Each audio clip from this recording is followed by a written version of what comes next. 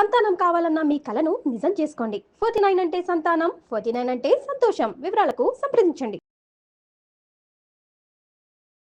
నమస్తే రమగారు. నమస్తే జయ. రమగారు, సంసారంలో భార్యాభర్తల మధ్య ఎక్స్పెక్టేషన్స్ ఎంతవరకు ఉండొచ్చు? ఎంతైనా ఉండొచ్చు. ఎంతైనా ఉండొచ్చు. కాదు జయ, ఇద్దరు పెళ్లి చేసుకుంటారు. ఎందుకు చేసుకుంటారు పెళ్ళి? ఎక్స్పెక్టేషనే కదా. ఇప్పుడు మన పాతకాల పద్ధతి వివాహ వ్యవస్థ ఇవాళది నిన్నటిది మొన్నటిది కాదు, అప్పటిదో. ఆడవాళ్ళకి ఒక రక్షణ, ఆడవాళ్ళ రక్షణ భద్రత, మగవాళ్ళకి ఒక ఆసరా. ఇది సాధారణమైనది.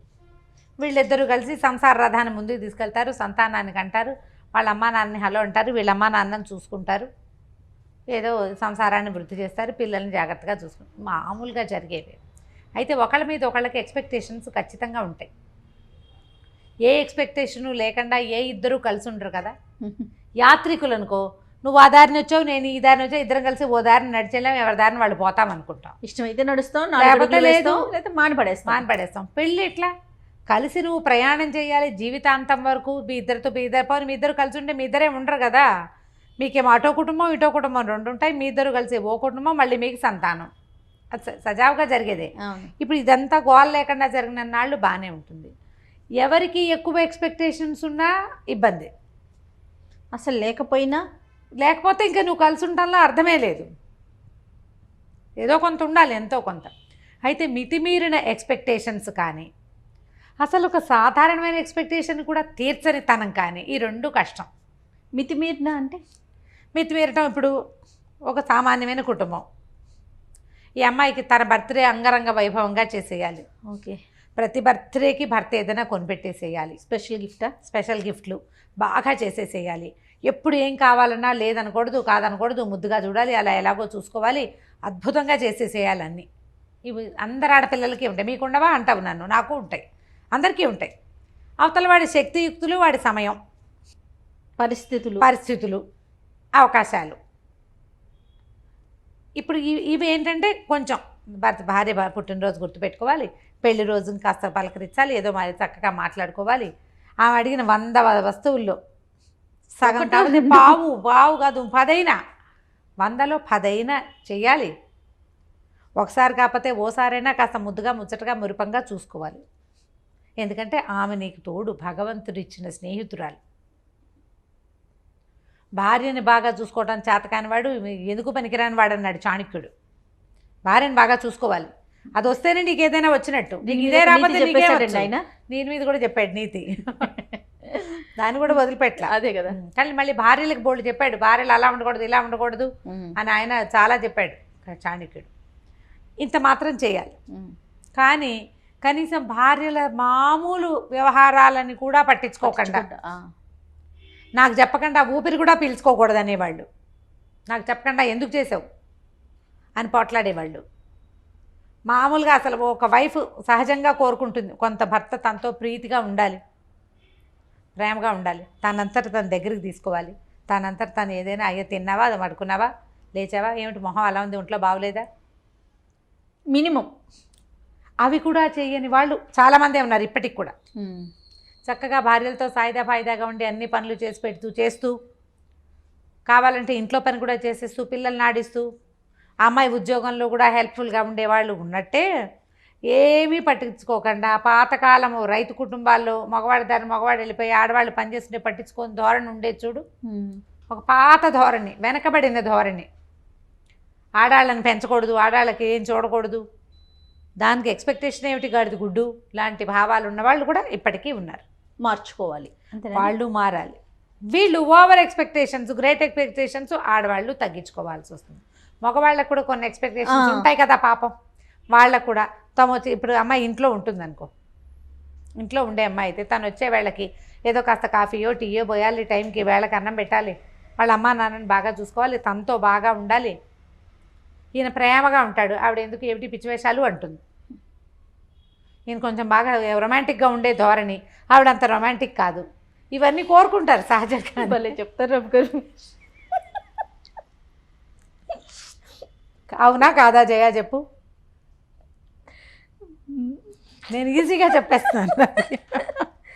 ఓకే, ఉంటారు ఇవన్నీ ఉంటారండి, ఉంటారు ఖచ్చితంగా.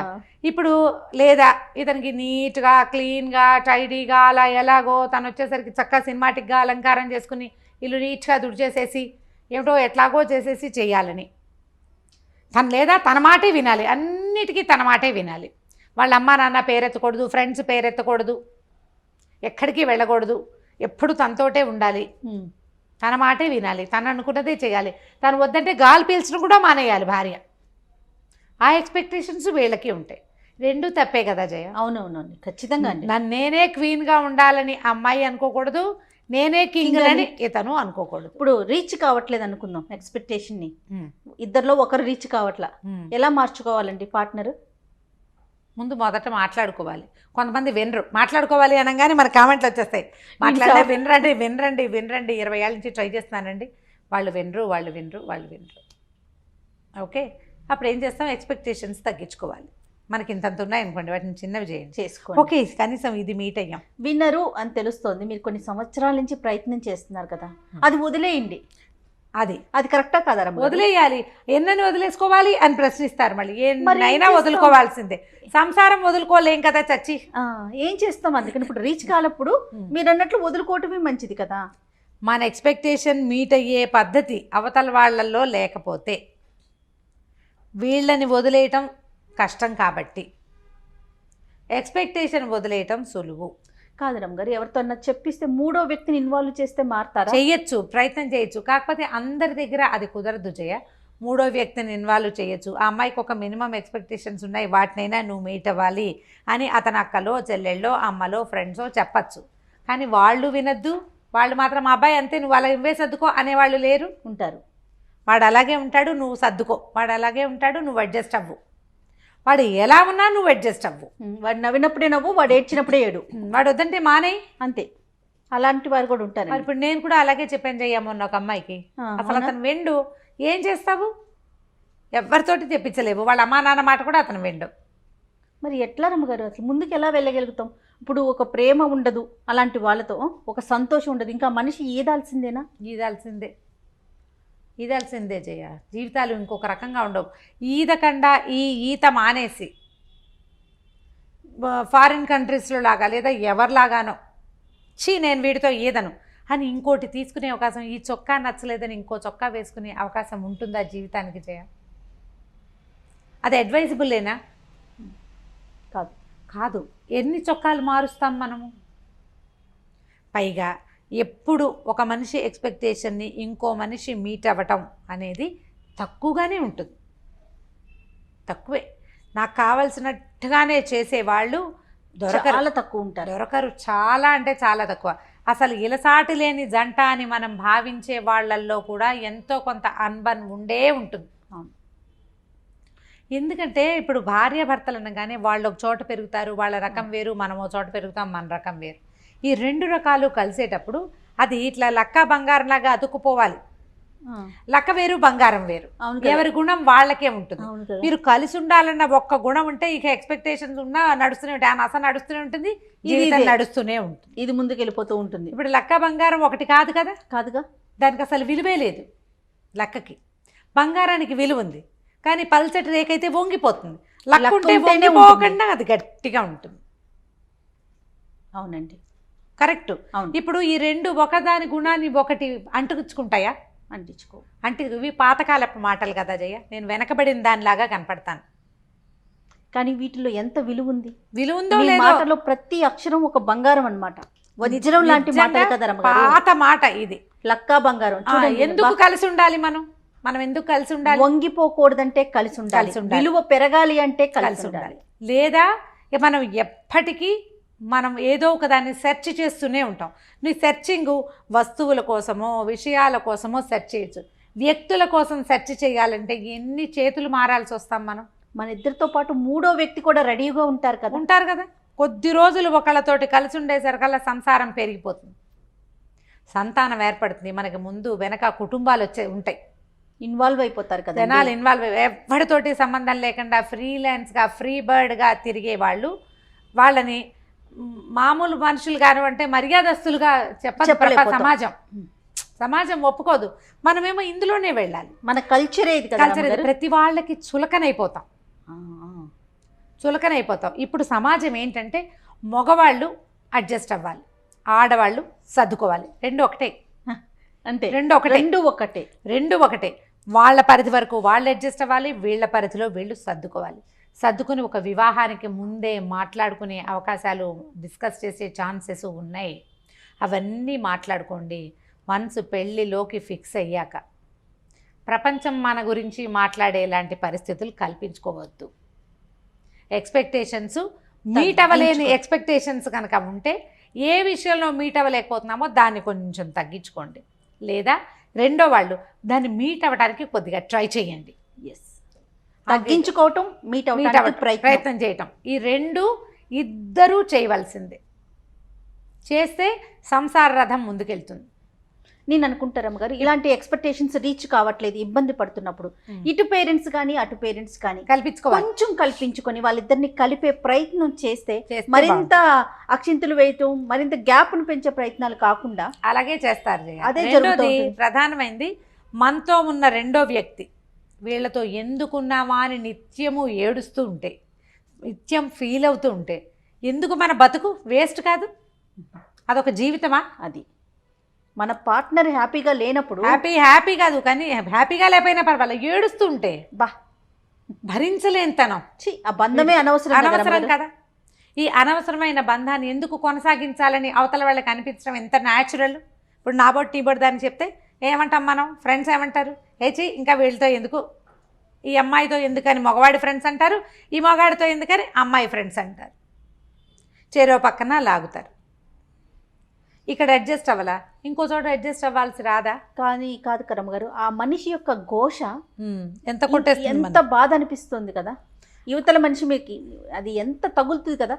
ఎంత తగులుతుంది, ఎంత బాధ, ఎంత హింస. పోనీ నువ్వు ఇక్కడ సరిగ్గా లేవు, రేపొద్దున ఇంకా కొంచెం జీవితాలు ముందుకెళ్ళావనుకో, అక్కడ అబ్బో ఓసారి ఇలా అయ్యింది, ఈసారైనా సర్దుకోవాలనిపిస్తుంది. నువ్వు మొదటే ఎందుకు సర్దుకోవు? నువ్వు ఆ సర్దుకోవటం మొదటే ఎందుకు చేయకపోతావు? ఇంట్లో వాళ్ళు కూడా ఒక పెళ్లి ఫెయిల్ అయింది, రెండో పెళ్లి చేసాం, ఇప్పుడైనా సర్దుకోవాలనుకుంటారు. మీరు మొదట ఎందుకు సర్దుకోరు?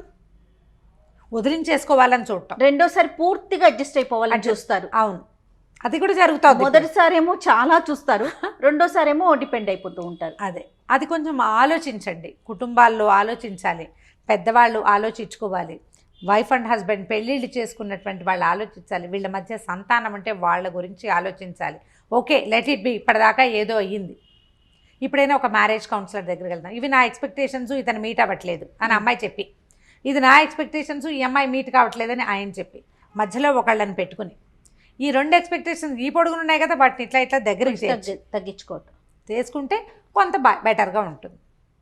ప్రయత్నం చేసి తీరాలి ఖచ్చితంగా. ఇప్పుడు మన సమాజం చాలా చిన్నది, ప్రపంచం పెద్దదైపోయింది, సమాజం మాత్రం చిన్నది, సమాజాలు చిన్నవైపోయినాయి. ఈ చిన్నవైన సమాజాల్లో మనకి భగవంతుడు తోడుగా ఇచ్చిన ఒక పెళ్ళితో ఇచ్చిన వ్యక్తిని చెడగొట్టుకోవద్దు.